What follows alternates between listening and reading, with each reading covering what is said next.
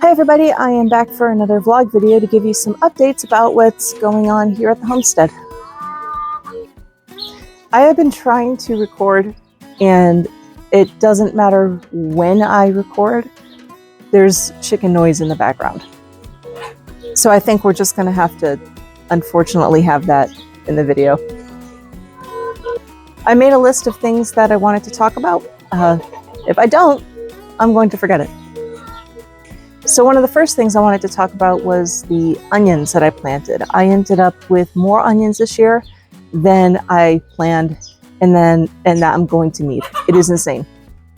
So I know that the onions that do best out here, the EE Toy, am I saying that right? I think so. Please correct me if I'm not. But the EE Toy onions do really well out here in Phoenix. So I purchased some and I planted them over in this garden bed over here, and they didn't do anything for a while, and then they sprouted, and I thought, okay, great, they're doing something. I'm going to plant a little bit more. So when I went to the Phoenix seed swap, I purchased some, or no, I'm sorry, I received some there and planted them in a different garden bed, and they both took off. But by that time, I forgot that I ordered red onion starts, and I wasn't quite sure if the EE Toys were going to take off because I didn't see them do anything for a while in the first bed. So I planted the red onion starts, and now those have taken off as well. And now I have 3 different beds with onions, and it is a lot of onions. But I like onion. I'm trying to think of different things that I can do. Maybe I can make a bunch of onion jam, or is it jam or jelly? I hope you know what I'm talking about. It's like a sweetened caramelized onion spread, and it's really, really, really good. So I'm going to try to make that. Can you hear them? It's just like a bird type day. So anyway, I have a lot of onion. Just going to be what it is for the onion. And I planted some potatoes as well, Prairie Blush, and what is the other one? I think it was Yukon Gold. I planted them with the red onions, and they have absolutely taken off. I can't uphill these potatoes anymore. They were already hilled up, but they've grown so tall.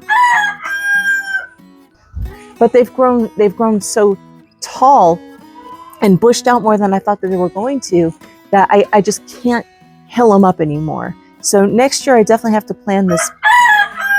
Thank you, Eli. Next year I have to plan this better, especially because I planted the pepper. Well, they're not really planted. The peppers are in buckets, so I could move them. The peppers are too close. The peppers are too close to the potatoes, and now the peppers are getting shaded out by the potatoes, so I have to move the peppers a bit. But the potatoes are doing great. And as an experiment, we had some potatoes.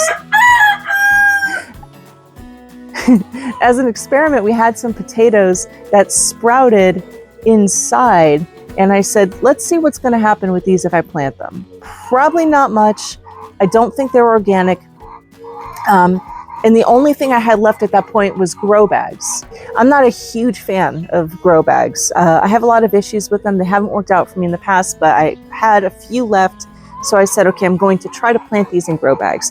And they're actually doing okay. They're not doing as good as the potatoes in the bed, which I figured would happen, but they're not doing all that bad. So who knows, maybe I'm going to have a lot of potatoes and a lot of onions. Great.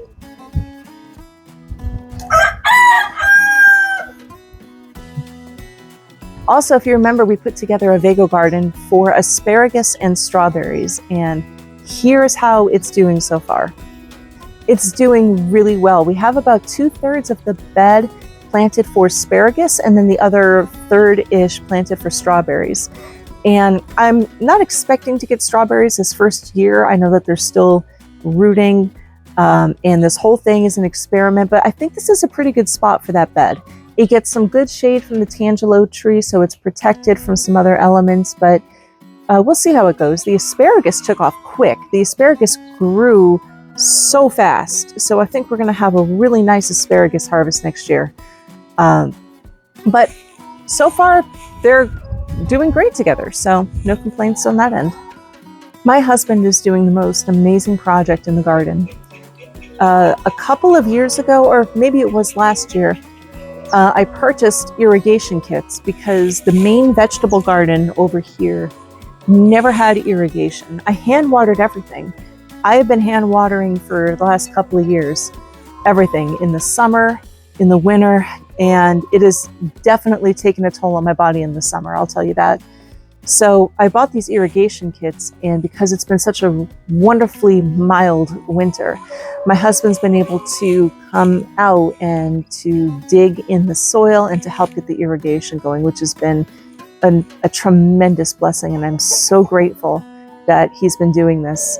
I'm helping him out with some of it, but he has this idea in his head of how he wants to do it, and I know that's his process, so I'm helping out when I'm able to help out.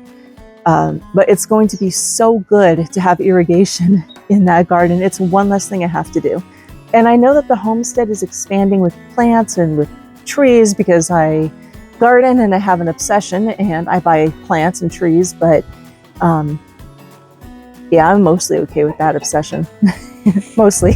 But I didn't have irrigation in that garden. And so having irrigation is now one less thing I have to worry about, especially in the summer. So it's going to be super nice to have everything be watered. Most of it is actually hooked up right now. Most of it. There's one line or one section that we're still working on, but it's been going great. So very grateful for the irrigation. So my friend Anna from AZ Zen Garden asked me if I had ever been to a place called Jungle Nursery. And I haven't, but my friend Sophia from One Arizona Garden, and she's also the social media manager for Summer Winds in Arizona. She does a million things and she's absolutely wonderful. Anna is as well. Sophia told me that she's been to Jungle Nursery, and so I went, and it is awesome there. I picked up a couple of plants because you can't go to a nursery and not pick up plants. I got sugarcane, cup of gold vine, an Arabian jasmine, a bay rum tree, a goji berry, and a henna. I never had sugarcane juice before, and Ken from Jungle Nursery was extremely gracious, and he had some sugarcane that was already cut, and he took it and put it through this crusher and gave my husband and I a cup of fresh sugarcane juice. And it was really refreshing. It was super wonderful. So we were really excited. We're really excited to try that once our sugarcane gets up and going. But we didn't have a crusher. So I went ahead and purchased a very expensive investment into a crusher and a, what do you call it? Oh, a press and a crusher. This is going to help us out though beyond the sugarcane, because we can use this when the apples grow in the apple tree. We can use it when the grapes grow to get the grape juice. So this is a multi-purpose thing. It was just an expensive investment, but sometimes when you're gardening, you need to be able to make expensive investments that are going to last you long term. I think as gardeners, we all know that even though we love and appreciate the things that are free and reused and thrifted and gifted, there are certain things that you probably need to spend some good money on. And so spend some money on a crusher and a press. And once we get the sugarcane up to that certain size that we're able to harvest it and juice it, I'll take a video. So another place that I got some plants from recently is Tropica Mango, and it's a wonderful little nursery. They are a hidden gem, and I go there and always find something really cool. I picked up this fruit salad tree, and it has 3 different fruit branches growing off of a rootstock. So one of these branches will produce peaches, one will produce apricots, and one will produce nectarines. And as you can see, some of the branches have Thank you. Ladies and gentlemen. Oh, that worked. I'm a chicken whisperer. As you can see, some of the branches have broken dormancy, and one of them hasn't yet. The one that hasn't is the peach, but we are getting some greenery, some flowers, and some fruits off the nectarine and the apricot. I'm really excited to see how this goes. I'm concerned about the summer heat on it because it will be in direct sun, but I'm going to use the Sophia technique and purchase a garden umbrella and put that right in the ground and put it over the tree if it gets too hot. I also picked up this amazing pink variegated lemon tree from my friends Jay and Eric at Arizona Fruit Trees. I would say that they're my favorite nursery.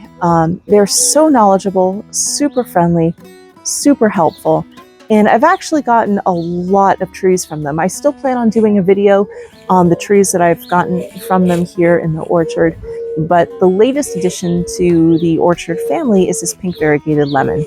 And it kind of looks like a zebra stripe. It's got the green and the yellow stripes, but it has a pink flesh on the inside, kind of like pink lemonade. So I think that's going to be the coolest thing. And I cut off a whole bunch of branches because there was a couple that were crossing and I wanted to try to get a little bit more airflow. That's the banana leaf. It's wanting to make an appearance today. I've noticed it a couple times. So that's the banana leaf. What was I saying about the lemon tree? Oh yeah, so it's got a pink flesh, really good lemon flavor. I'm super excited about that. But I wanted to get some more airflow, so I cut off a few branches and the whole tree has just exploded in flowers. It's really awesome. And I already have baby lemons on it, so I'm really, really happy to see that that's already in process. So speaking of lemon trees, we finally got our other lemon and the 2 olive trees in the ground.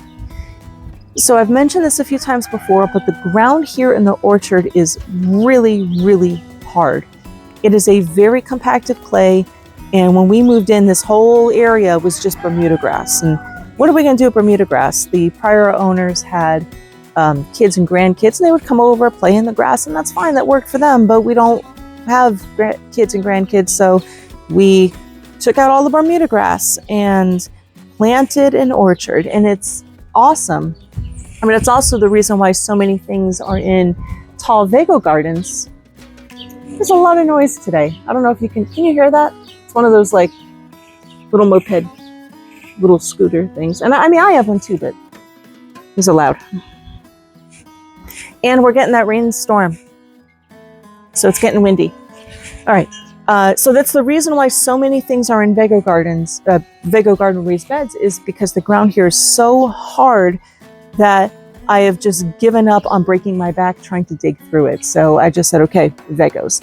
But the reason why we were able to put the lemon tree in the ground is because that's the spot where the old Katy apricot was. And so the ground was already soft and we were able to move things out of the way for the most part, dig it up, put the lemon tree in there. Now it's thriving. And for the olive trees, they were a little bit more difficult. My husband helped me to dig the ground there, but it was still not easy to do. They're in the ground. They're going to flourish. I wish I could get everything in the ground. If anybody's got like world's strongest man strength and wants to help with putting things into this really hard ground, great. Nah, don't worry about it. We'll just leave them in Vagos. I already purchased the Vagos. More updates. The spicy peppers. The spicy pepper patch. So remember how I told you that my husband is really excited about trying a spicy pepper?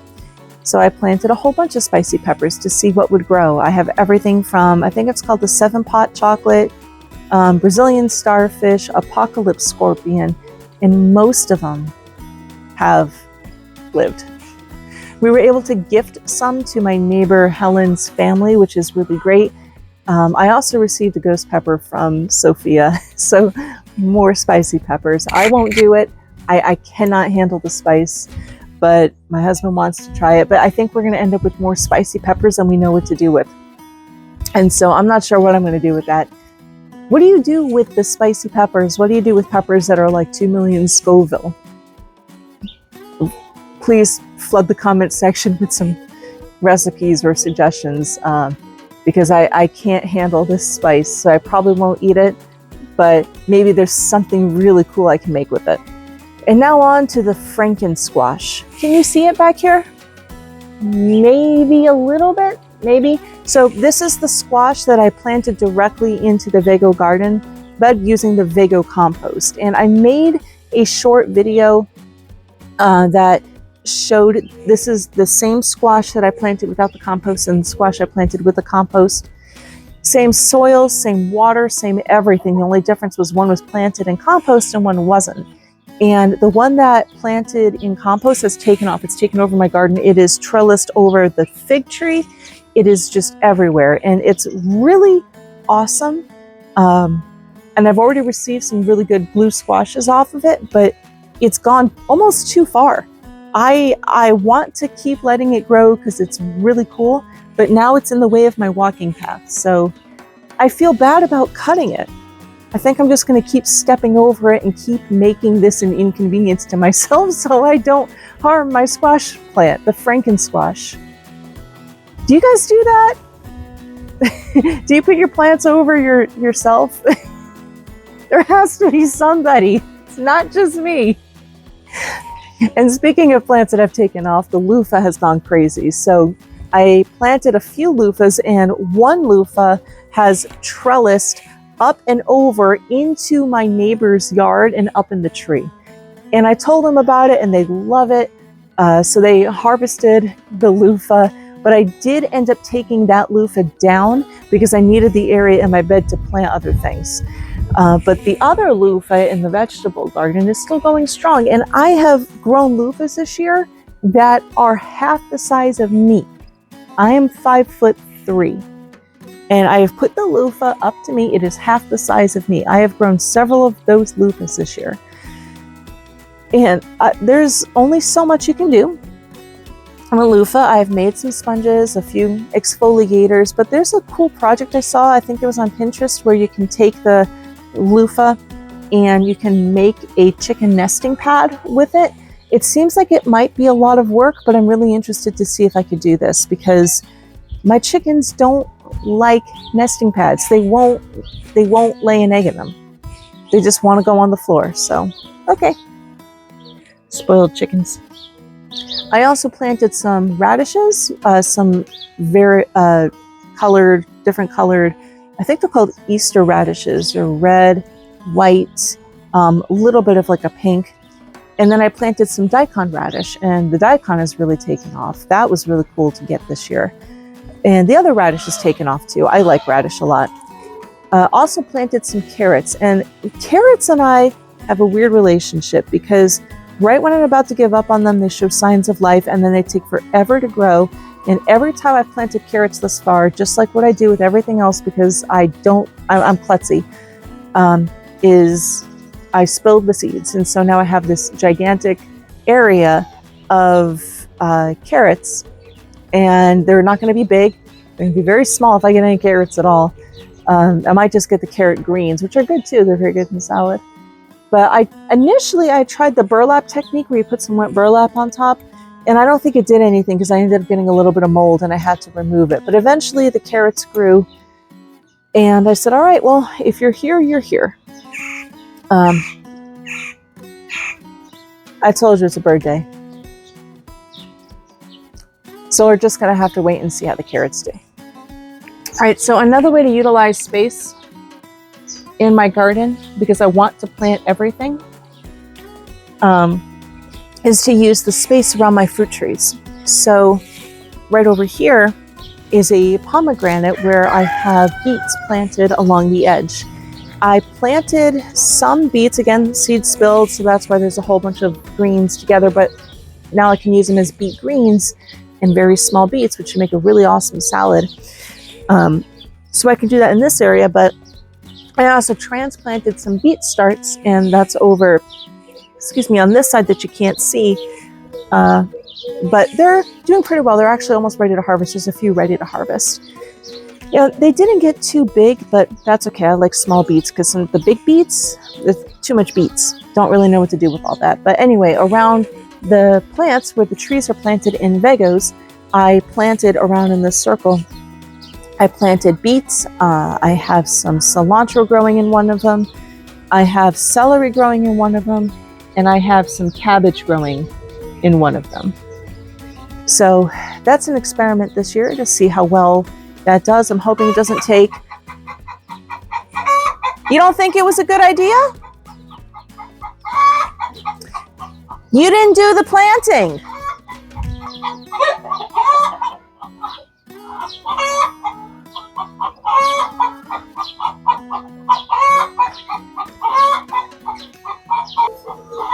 You see what I have to go through when I'm trying to record? Every time. Okay, so we're moving over here, so hopefully you can hear me a little bit better. But I have two last updates for you. The first is I wanted to thank everybody for all of the well wishes and prayers from my surgery. I'm not going to get into what the surgery was. I'll just let you know it was invasive and very, very painful, but it's completely, I'm completely recovered. Everything is fine. So there's going to be no further issues with that. And the last thing, And the last thing I wanted to give you an update on is I purchased this amazing bandana from my friend at the Natural Fabric Company. She was on Instagram. She's not anymore. I think I still have her information. I can leave it up. It's getting windy, but look at these amazing colors and patterns. These were made by flowers and plants. Isn't that awesome? It's just it's so perfect for the garden. Like, you can get these amazing, beautiful, vibrant colors, patterns, just from plants. And it's something I would love to get into one day, is natural fabric dyeing, because I'm sure I have things around here where it would make great fabric dye, but I absolutely love it. I purchased 2 bandanas from her. I wear this one in the garden while I'm gardening, but if I don't wear something underneath it, then it shows my hair, so I'm just still maintaining some modesty during this video and showing you like this, because it's actually easier to show you up close. Okay, it's becoming really hard to record right now because the planes are overhead, the neighbors are playing basketball, the chickens are going crazy, and the wind is picking up because it's going to storm. So I'm going to end this vlog video here, but I hope you're all having a wonderful day. Save the soil. Keep gardening. Do all the cool things you do. You do a lot of cool things.